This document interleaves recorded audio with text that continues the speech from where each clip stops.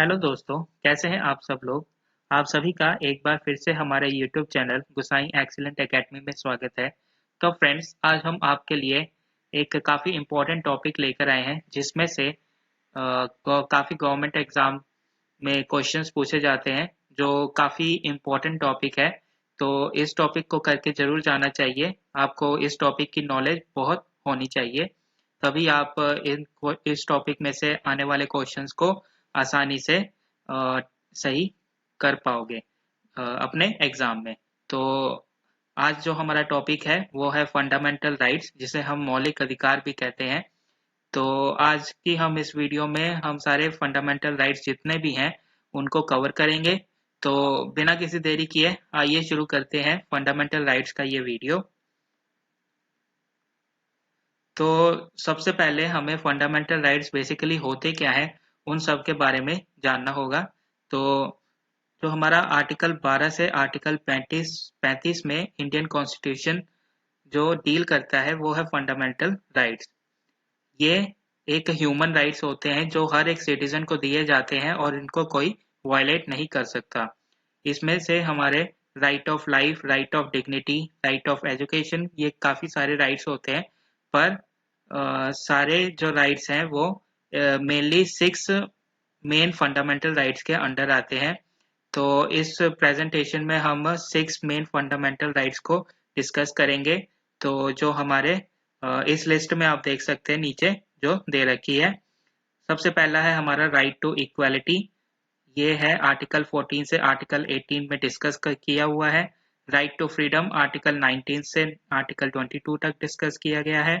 Right against exploitation article 23 से article 24 तक explain किया गया है। Right to freedom of religion article 25 से आर्टिकल 28 तक एक्सप्लेन किया गया है। Cultural and educational right article 29 से आर्टिकल 30 और right of constitution remedies article 32 में इसे डिस्कस किया गया है। तो ये बेसिकली मेन 6 फंडामेंटल राइट्स हैं। तो अब हम आने वाली स्लाइड्स में इन्हीं 6 फंडामेंटल राइट्स को डिस्कस करने वाले हैं। तो चलिए डिस्कस करते हैं, चलते हैं नेक्स्ट स्लाइड पे।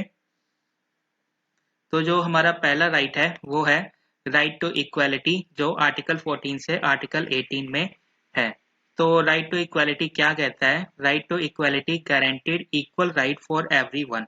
राइट टू इक्वालिटी गारंटी देता है कि हर हर किसी के लिए इक्वल राइट है, irrespective of religion, gender, caste and race और प्लेस ऑफ बर्थ। इससे कोई फर्क नहीं पड़ता उसका रिलीजन क्या है, उसका जेंडर क्या है, उसकी कास्ट क्या है, उसका कलर क्या है और उसका प्लेस ऑफ बर्थ क्या है। ये it ensure equal employment opportunities in the government and ensures against discrimination by the state in matter of employment on the basis of caste, religion, etc. और ये भी इंश्योर करता है कि इक्वल अपॉर्चुनिटी मिले एम्प्लॉयमेंट की गवर्नमेंट में हर किसी को, इरिस्पेक्टिव ऑफ उसके डिस्क्रिमिनेशन हो उसके स्टेट के मैटर्स पे या किसी भी कास्ट और रिलीजन के अकॉर्डिंग। तो this right also includes the abolition of titles as well as untouchability. ये अबॉयलेशन करता है टाइटल्स को और अनटचेबिलिटी को भी अबॉयलेट करता है ये राइट टू इक्वालिटी का हमारा फंडामेंटल राइट। तो आई होप आपको समझ आ गया होगा राइट टू इक्वालिटी बेसिकली होता क्या है। तो अब हम अपने नेक्स्ट फंडामेंटल राइट पे बढ़ेंगे, जो है हमारा राइट टू फ्रीडम, जो आर्टिकल 19 से आर्टिकल 22 में डिस्कस किया गया है। फ्रीडम, तो चलिए देखते हैं इसमें क्या बताया गया है। Freedom is one of the most important ideals cherished by any democratic society. Freedom जो है वो किसी भी डेमोक्रेटिक सोसाइटी के लिए काफी आइडियल माना जाती है।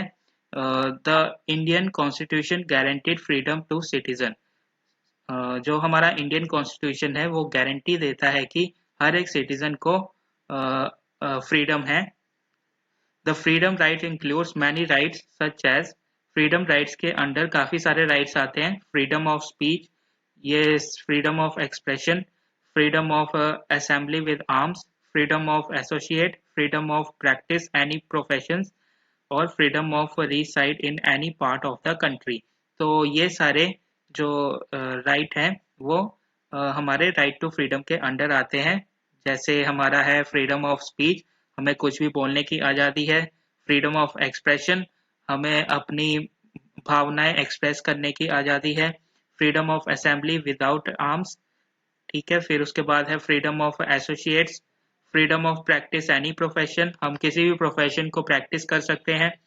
Freedom of reside in any part of the country, हम किसी भी पार्ट में जा सकते हैं कंट्री के, चाहे हम अरुणाचल प्रदेश में जाएं, चाहे हम कर्नाटका में जाएं, हमें कोई एक्स्ट्रा वीज़ा नहीं लेना पड़ेगा, ये हमारी कंट्री में ही है। हम किसी भी पार्ट में कहीं भी इंडिपेंडेंटली घूम सकते हैं। तो बेसिकली आपको समझ आ चुका होगा कि ये राइट टू फ्रीडम बेसिकली है क्या। तो आई होप आपको समझ आ चुका होगा। तो चलते चलते हैं हम अपने नेक्स्ट फंडामेंटल राइट पे, जो है हमारा राइट अगेंस्ट एक्सप्लॉयटेशन। तो इसको आर्टिकल 23 से 24 में डिस्कस किया गया है। तो चलिए देखते हैं ये राइट क्या कहता है। This right implies the prohibition of traffic in human being, beggars and other form of force labor। तो ये राइट बेसिकली क्या करता है, ये प्रोहिबिटेड करता है trafficking in human beings, beggars की ट्रैफिकिंग करना, और अदर जो इलीगल फोर्स लेवल काम होते हैं वो भी इसमें इम्प्लाइज नहीं मतलब प्रोहिबिटेड करता है ये right. It also implies the provision of children in factories, ये हमें रोकता है चिल्ड्रन को फैक्ट्रीज में काम करने से। और ये बेसिकली 14 साल से कम कम उम्र के बच्चों को, या 14 साल से कम उम्र के बच्चों को किसी भी जगह पे काम करने से ये राइट रोकता है। अगर कोई ऐसा बच्चा पाया जाता है तो वो इस राइट ऑफ एक्सप्लॉयटेशन के अकॉर्डिंगली इलीगल होगा। तो आई होप आपको समझ आ चुका होगा ये बेसिकली क्या है।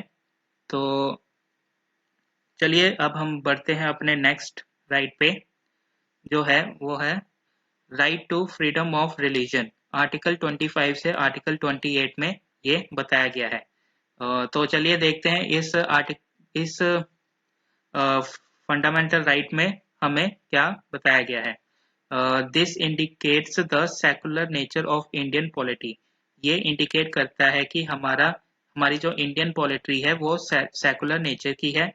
This is equal respect given to all religion, इसमें सारे रिलीजन्स को इक्वल रिस्पेक्ट दी जाती है। There is freedom of consciousness, profession, practice and propagation of religion. इसमें क्या होता है, फ्रीडम है हमें हमारे रिलीजन को प्रोफेशन में आने के लिए और प्रैक्टिस करने के लिए। प्रोपगेशन ऑफ रिलीजन की हमें फ्रीडम है। The state has no official religion, state का कोई ऑफिशियल रिलीजन नहीं है। Every person has the right to freely practice his और हर फेथ, हर एक पर्सन को राइट है कि वो अपनी फेथ को प्रैक्टिस कर सके और एस्टैब्लिश कर सके। Maintaining religious and charitable institute, और एस्टैब्लिश कर सके चैरिटेबल इंस्टीट्यूट्स रिलीजन को मेंटेन करने के लिए। तो आई होप आपको समझ आ चुका होगा right to freedom of religion काफ़ी इम्पोर्टेंट है, क्योंकि यहाँ भारत को एक धर्मनिरपेक्ष राज्य भी कहा जाता है, क्योंकि भारत में हिंदू, मुस्लिम, सिख, ईसाई और बुद्धिज्म, जैनिज्म काफ़ी सारे लोग एक साथ इकट्ठे रहते हैं। तो ये राइट काफ़ी इम्पोर्टेंट बन जाता है सभी इंडियन सिटीजन्स के लिए। तो चलिए अगले उस पे चलते हैं, अगला फंडामेंटल राइट्स पे चलते हैं। तो जो हमारा अगला फंडामेंटल राइट है वो है कल्चरल एंड एजुकेशन राइट। तो ये आर्टिकल 29 से आर्टिकल 30 में कहा गया है। तो इस आर्टिकल में बेसिकली क्या कहा गया है आइए समझते हैं। These rights protect the right of religion, culture and linguistic minorities for facilitate them to preserve their heritage and culture. Educational rights are for ensuring education for everyone without any discrimination। तो चलिए समझते हैं। This right protect the right of religion, culture and linguistic minorities. तो जो हमारे देश में जो माइनॉरिटीज हैं उनके रिलीजन और कल्चर को प्रोटेक्ट करने के लिए ये राइट बनाया गया है और उनको फैसिलिटेट किया गया है उनके हेरिटेज और कल्चर को प्रिजर्व करने के लिए, और उनको एक एजुकेशनल राइट भी दिया गया है जो एंश्योर करता है कि कोई डिस्क्रिमिनेशन नहीं होगा उनके रिलीजन के बिहाफ पे एजुकेशन में उनके साथ। तो आई होप आपको समझ आ चुका होगा cultural and educational right basically है क्या।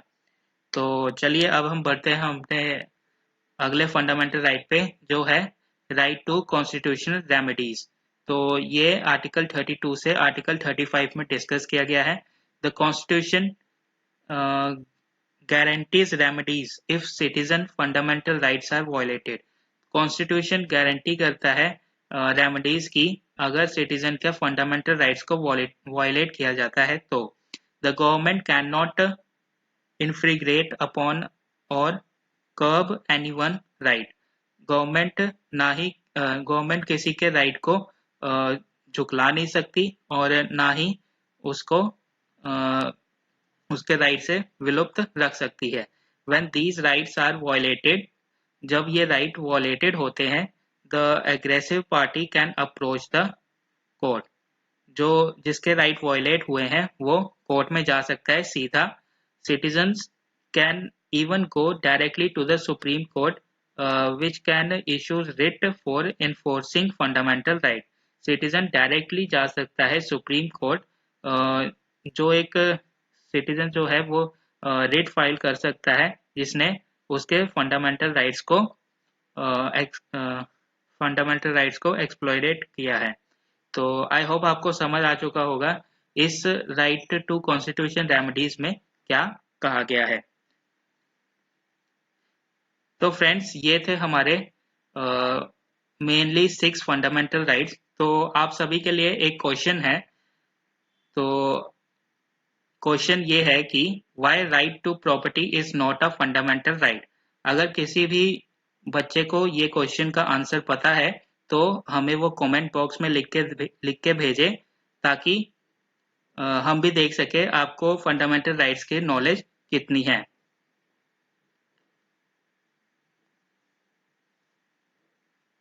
तो फ्रेंड्स फिलहाल आज के लिए बस इतना ही। तो अगर आपको ये वीडियो अच्छी लगी और पसंद आई तो आप अपने दोस्तों के साथ शेयर करें और हमारे चैनल को लाइक एंड सब्सक्राइब जरूर करें ताकि आपको आने वाली वीडियोस की नोटिफिकेशन मिलती रहे। तब तक के लिए थैंक यू।